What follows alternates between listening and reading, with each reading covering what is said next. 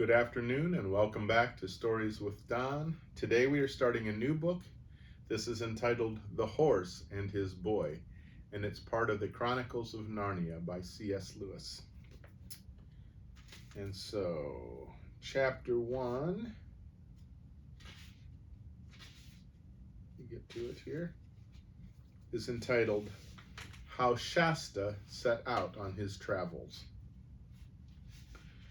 This is the story of an adventure that happened in Narnia and Calormen and the lands between, in the Golden Age when Peter was High King in Narnia, and his brother and his two sisters were king and queens under him.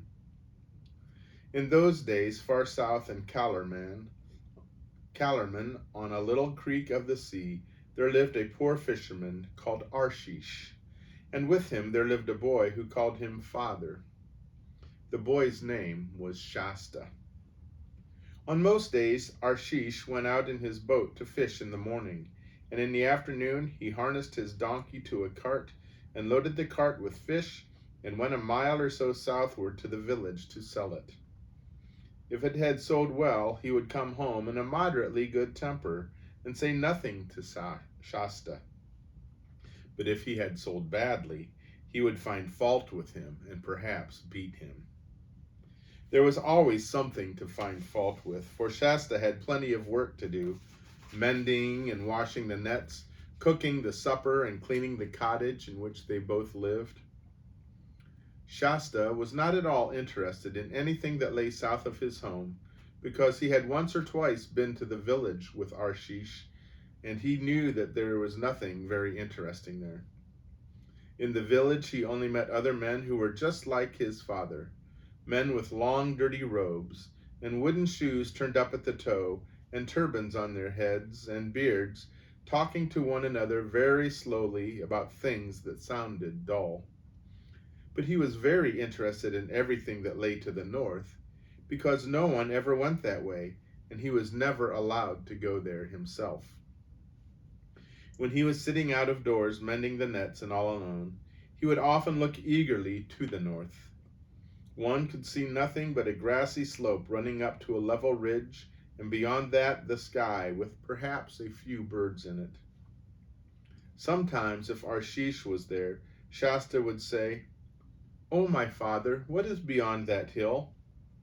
And then if the fisherman was in a bad temper, he would box Shasta's ears and tell him to attend to his work.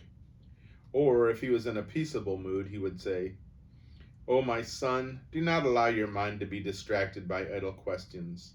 For one of the poets has said, 'Application to business is the root of prosperity.' But those who ask questions that do not concern them are steering the ship of folly towards the rock of indigence."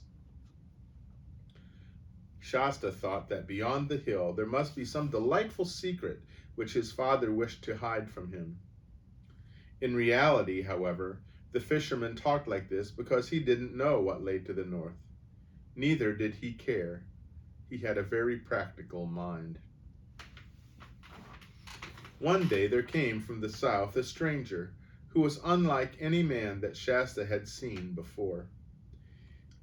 He rode upon a strong dappled horse with flowing mane and tail, and his stirrups and bridle were inlaid with silver. The spike of a helmet projected from the middle of his silky turban, and he wore a shirt of chain mail. By his side hung a curving scimitar. A round shield studded with bosses of brass hung at his back, and his right hand grasped a lance. His face was dark, but this did not surprise Shasta, because all the people of Calormen are like that.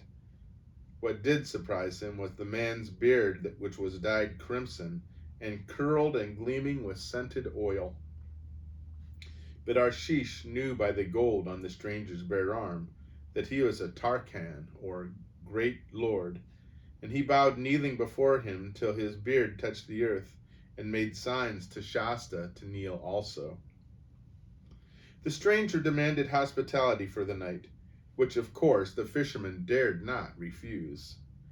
All the best they had was set before the Tarkan for supper, and he didn't think much of it. And Shasta, as always when the fisherman had company, was given a hunk of bread and turned out of the cottage. On these occasions, he usually slept with the donkey in its little thatched stable. But it was much too early to go to sleep yet, and Shasta, who had never learned that it is wrong to listen behind doors, sat down with his ear to a crack in the wooden wall of the cottage to hear what the grown-ups were talking about. And this is what he heard. And here's a picture of them meeting the Tarkan.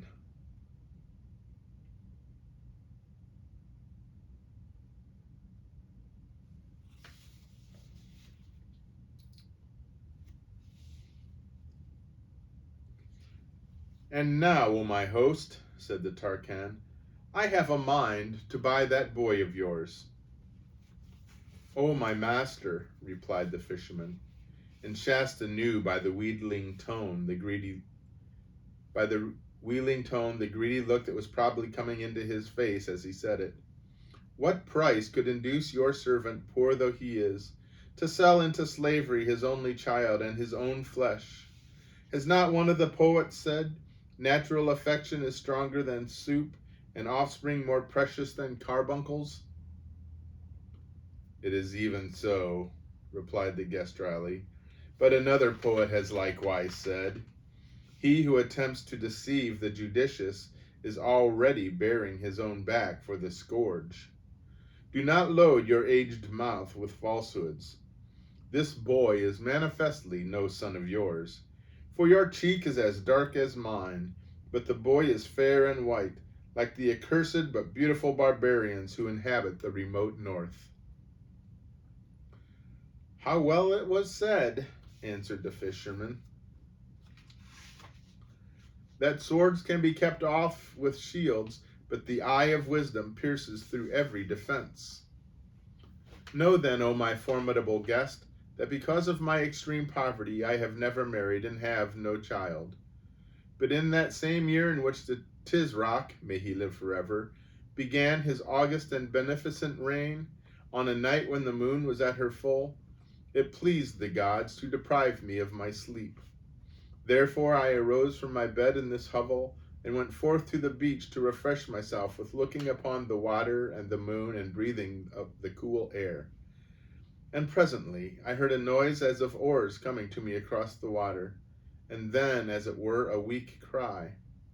And shortly after, the tide brought to the land a little boat in which there was nothing but a mean lean with extreme hunger and thirst, who seemed to have died but a few minutes before, for he was still warm, and an empty waterskin, and a child still living. Doubtless, said I, these unfortunates have escaped from the wreck of a great ship, but by the admirable designs of the gods, the elder has starved himself to keep the child alive and has perished in sight of land. Accordingly, remembering how the gods never fail to reward those who befriend the destitute, and being moved by compassion, for your servant is a man of tender heart. Leave out all these idle words in your own praise, interrupted the Tarkan. It is enough to know that you took the child, and you have had 10 times the worth of his daily bread out of him in labor, as anyone can see. And now tell me at once what price you put on him, for I am wearied with your loquacity. You yourself have wisely said, answered Arshish, that the boy's labor has been to me of inestimable value. This must be taken into account in fixing the price. For if I sell the boy, I must undoubtedly either buy or hire another to do his work. I'll give you 15 crescents for him, said the Tarkan. 15, said Arshish in a voice that was something between a whine and a scream. 15? For the prop of my old age and the delight of my eyes? Do not mock my gray beard, Tarkan, though you be. Do not mock my gray beard, Tarkan, though you be. My price is 70. At this point, Shasta got up and tiptoed away. He had heard all he wanted, for he had often listened when men were bargaining in the village and knew how it was done. He was quite certain that Arshish would sell him in the end for something much more than 15 crescents, and much less than 70. but that he and the Tarkan would take hours in getting to an agreement. Now you must not imagine that Shasta felt at all as you and I would feel if we had just overheard our parents talking about selling us for slaves. For one thing, his life was already little better than slavery. For all he knew, the lordly stranger on the great horse might be kinder to him than Arshish. For another, the story about his own discovery in the boat had filled him with excitement and with a sense of relief. He had often been uneasy because, try as he might, he had never been able to love the fisherman. And he knew that a boy ought to love his father. And now, apparently, he was no relation to Arshish at all. That took a great weight off his mind. Why, I might be anyone, he thought. I might be the son of a Tarkan myself, or the son of the Tizrak, may he live forever, or of a god. He was standing out in the grassy place before the cottage while he thought these things. Twilight was coming on apace, and a star or two was already out, but the remains of the sunset could still be seen in the west. Not far away, the stranger's horse, loosely tied to an iron ring in the wall of the donkey's stable, was grazing. Shasta strolled over to it and patted its neck. It went on tearing up the grass and took no notice of him. Then another thought came into Shasta's mind. I wonder what sort of man that Tarkan is, he said out loud. It would be splendid if he was kind. Some of the slaves in a great lord's house have next to nothing to do. They wear lovely clothes and eat meat every day. Perhaps he'd take me to the wars and I'd save his life in battle, and then he'd set me free and adopt me as his son and give me a palace and a chariot and a suit of armor. But then he might be a horrid, cruel man. He might send me to work on the fields in chains. I wish I knew. How can I know? I'll bet this horse knows if only he could tell me. The horse had lifted its head. Shasta stroked its smooth as satin nose and said, I wish you could talk, old fellow. And then for a second he thought he was dreaming, for quite distinctly, though in a low voice, the horse said, But I can. Shasta stared into its great eyes, and his own grew almost as big with astonishment. However did you learn to talk? He asked. Hush, not so loud, replied the horse. Where I come from, nearly all the animals talk. Wherever is that? Said Shasta. Narnia, answered the horse. The happy land of Narnia. Narnia of the heathery mountains and the thymy downs. Narnia of the many rivers, the plashing glens, the mossy caverns, and the deep forest ringing with the hammers of the dwarfs. Oh, the sweet air of Narnia. An hour's life there is better than 1,000 years in Colorman. It ended with a whinny that sounded very much like a sigh. How did you get here? Said Shasta. Kidnapped, said the horse, or stolen, or captured, whatever you like to call it. I was only north to the great city, whichever you like to call it. I was only a foal at the time. My mother warned me not to range the southern slopes into Archenland and beyond, but I couldn't heed her. And by the lion's mane I have paid for my folly. All these years I have been a slave to humans, hiding my true nature and pretending to be dumb and witless like their horses. Why didn't you tell them what you were? Not such a fool, that's why. If they'd once found out I could talk, they would have made a show of me at fairs and guarded me more carefully than ever. My last chance of escape would have been gone. And why, began Shasta, but the horse interrupted him. Now look, it said, we mustn't waste time on idle questions. You want to know about my master, the Tarkan Anradin? Well, he's bad. Not too bad to me, for a war horse costs too much to be treated very badly. But you'd be better lying dead tonight than to go be a human slave in his house tomorrow. Then I'd better run away, said Shasta, turning very pale. Yes, you had, said the horse. But why not run away with me? Are you going to run away too? Said Shasta. Yes, if you come with me, answered the horse. This is the chance for both of us. You see, if I run away without a rider, anyone who sees me will say, "Stray horse," and be after me quick as he can. With a rider, I've got a chance to get through. That's where you can help me.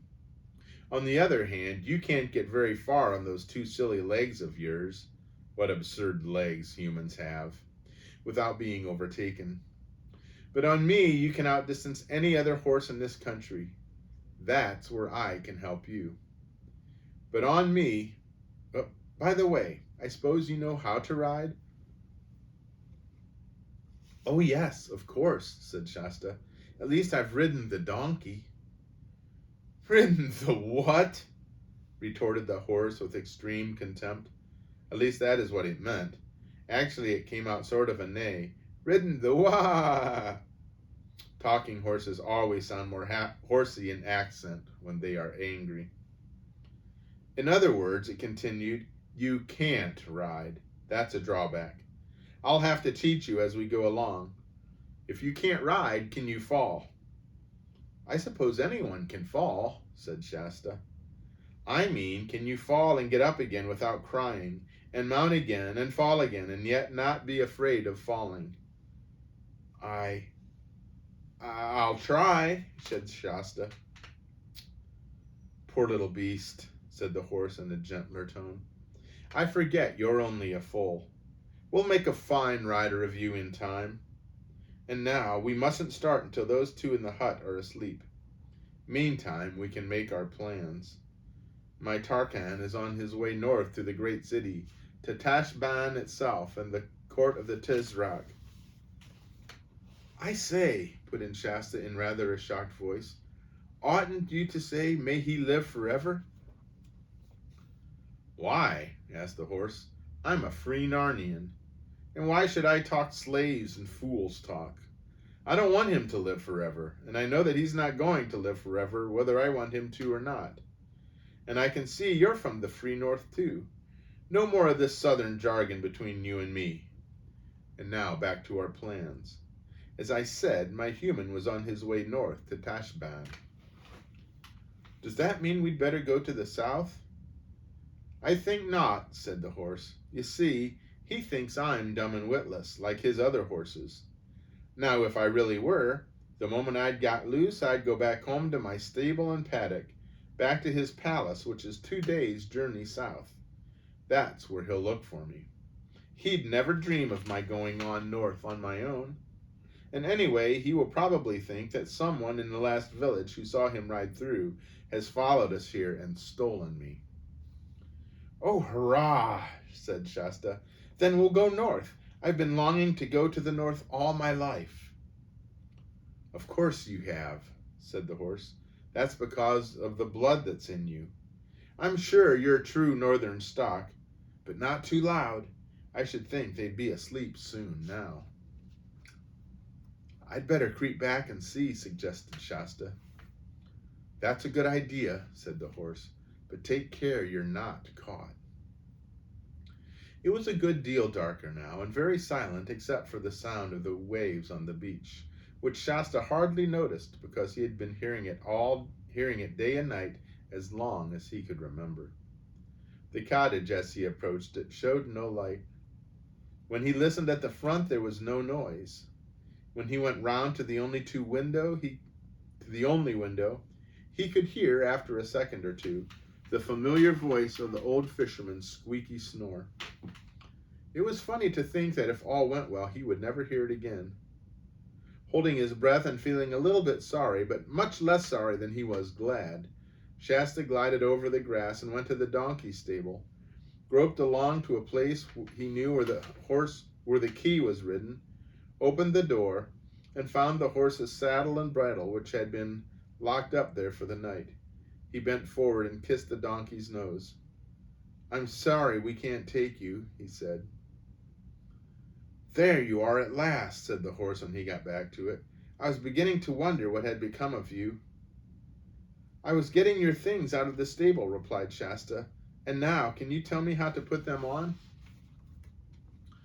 For the next few minutes, Shasta was at work, very cautiously to avoid jingling, while the horse said things like, "Get that girth a bit tighter," or "You'll find a buckle lower down," or "You'll need to shorten those stirrups a good bit." When all was finished, it said, "Now, we've got to have reins for the look of the thing, but you won't be using them. Tie them to the saddle bow, very slack so I can do what I like with my head. And remember, you are not to touch them." "And what are they for, then?" asked Shasta. "Ordinarily, they are for directing me," replied the horse. "But as I intend to do all the directing on this journey, you'll please keep your hands to yourself. And there's another thing. I'm not going to have you grabbing my mane." "But I say," pleaded Shasta, "if I'm not to hold on by the reins or by your mane, what am I to hold on by?" "You hold on with your knees," said the horse. "That's the secret of good riding. Grip my body between your knees as hard as you like. Sit straight up, straight as a poker. Keep your elbows in. And by the way, what did you do with the spurs?" "Put 'em on my heels, of course," said Shasta. "I do know that much." Then you can take them off and put them in the saddlebag. We may be able to sell them when we get to Tashband. Ready? And now I think you can get up." "Oh, you're a dreadful height," gasped Shasta after his first and unsuccessful attempt. "I am a horse, that's all," was the reply. "Anyone would think I was a haystack from the way you're trying to climb up me. There, that's better. Now sit up and remember what I told you about your knees." Funny to think of me, who has led cavalry charges and won races, having a potato sack like you in the saddle. However, off we go. It chuckled, not unkindly. And it certainly began their night journey with great caution. First of all, it went just south of the fisherman's cottage to the little river which there ran into the sea, and took care to leave in the mud some very plain hoof marks pointing south. But as soon as they were in the middle of the ford, it turned upstream and waited till they were about 100 yards further inland than the cottage. Then it selected a nice gravelly bit of bank which would take no footprints, and came out on the northern side. Then, still at a walking pace, it went northward till the cottage, the one tree, the donkey stable, and the creek, everything, in fact, that Shasta had ever known, had sunk out of sight in the gray summer night darkness. They had been going uphill, and now were at the top of the ridge which had always been the boundary of Shasta's known world. He could not see what was ahead, except that it was all open and grassy. It looked endless, wild, and lonely and free. "I say," observed the horse, "what a place for a gallop, eh?" "Oh, don't let's," said Shasta. "Not yet. I don't know how to. Please, horse, I don't know your name." "Bree hinny brinny hooey ha," said the horse. "I will never be able to call you that," said Shasta.